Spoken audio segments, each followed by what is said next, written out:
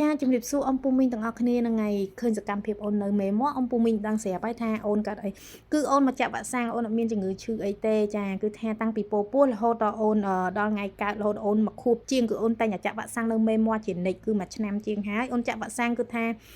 រត់លេងមួយឆ្អែតអ្នកគ្រូក៏ចាប់យកអូនមកថ្លឹងគីឡូចាគឺថាគេអត់តាន់ដឹងទេតាគឺថាថ្លឹងគីឡូហើយអូនក៏ចាប់ផ្ដើមទៅវាស់កពស់ចាគឺថាមកលើកនេះគឺថាអ្នកគ្រូមិនបាច់ចាំហត់ទេអត់ហត់ខ្លាំងទេគេចេះខ្លួនឯងហើយបន្ទាប់មកគេវាស់កពស់ឲ្យចាមិនបាច់ចាំហល់ដងពោចូលបន្ទប់ចាក់វ៉ាក់សាំងលើកនេះគេដើរចូលខ្លួនឯងអូខេបន្ទាប់ពីដើរចូលខ្លួនឯងហើយគេថាឃើញមុខលោកគ្រូថាអូលោកគ្រូនឹងឲ្យតែចាក់វ៉ាក់សាំងអូនអូខេក៏ត្រឡប់បកមកវិញហើយអ្នកគ្រូក៏ចាប់ផ្ដើមវាស់កម្ដៅវាស់អីចឹងណាហើយ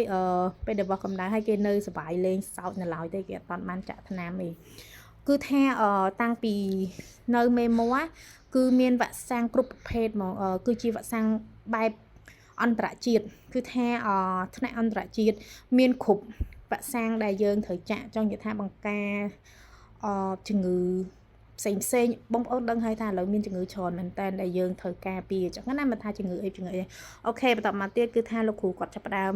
សួរតើអូនមកគូបនឹងអូនចេះអីគេខ្លះគឺថាគាត់ចង់ដឹងថាតើ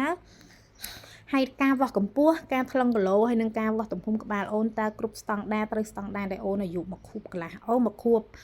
មួយខែអត់អូខេបន្ទាប់មកគឺថាគេសប្បាយចិត្តមែនតើគេថាអូគេថាចាប់ផ្ដើមដូចថាពេលកន្លែងនេះល្មីលមូលដូចថាលក្ខណៈថាអូដូចដឹងណាគេដឹងថាអូនដល់ពេលចាក់វ៉ាក់សាំងហើយគេថាគេល្មីលមូលចង់ឲ្យចេញ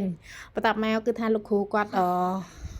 ចាប់ផ្ដើមមើលថាតើអូនអូខេអត់បន្ទាប់មកគាត់ក៏បានប្រាប់មកវិញថាអូនអូខេគឺថាមិនថាគីឡូអូនមិនថាកម្ពស់អូនឬក៏អីគឺថាស្តង់ដារគ្រប់ស្តង់ដារដែលអូនអាយុមកខួបមកខួបមួយខែអូខេនៅថ្ងៃមេមកគឺជាទីកន្លែងដែលមានទំនុកចិត្តសម្រាប់ម៉ាក់ដែលយកអូនមកចាក់វ៉ាក់សាំងគឺថាទុកចិត្តមែនតើមិនថាអូនចាក់វ៉ាក់សាំងអូនគេមកចាក់វ៉ាក់សាំងមួយឆ្នាំជាងណាគឺថាអូនគេមកមិនដែលក្តៅខ្លួនហ្មងជាទូទៅយើងតែងតែសង្កេតមើលរហូតមួយឆ្នាំជាងគឺថាចាក់ជាធម្មតាវ៉ាក់សាំងឥឡូវវាមានច្រើនដល់ពេលអញ្ចឹងទៅគឺមួយខែគាត់ចាក់ម្ដងគឺថាអូនអត់ដែលក្តៅខ្លួនអត់ដែលកាត់អីទេអូខេលោកគ្រូគាត់ចាប់ផ្ដើមមក check up អូនម្ដងទៀតគឺថា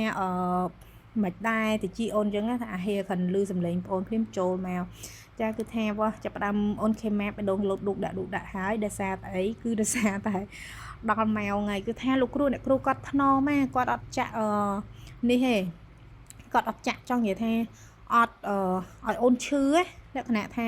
គាត់ចេះថ្នមដៃថ្នមអីអញ្ចឹងហើយក្នុងនាមយើងជាម្ដាយពេលដែលឃើញអញ្ចឹងគឺមានអារម្មណ៍ថាកក់ក្ដៅមែនតើអូខេបន្ទាប់មកក៏មើលទៅជីអូនថាអត់មានអី